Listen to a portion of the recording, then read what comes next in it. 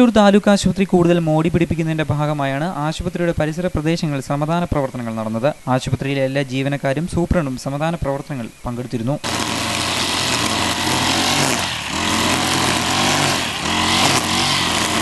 എല്ലാ മാസവും മൂന്നാമത്തെ വെള്ളിയാഴ്ചകളിലാണ് ശുചിയാക്കൽ പ്രവർത്തനങ്ങൾ നടക്കുന്നത്.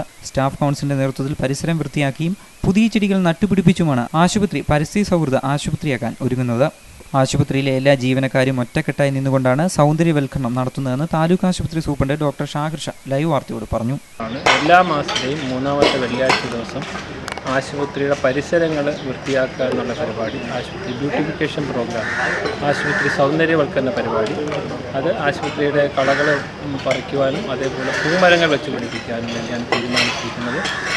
എല്ലാവരും കോൺട്രിബ്യൂട്ടിൽ വീട്ടിൽ നിന്ന് ഭക്ഷണം കൊണ്ടുവന്നിട്ടുണ്ട്, എല്ലാവരും ഒരുമിച്ച് ഷെയർ ചെയ്യുന്നുണ്ട്.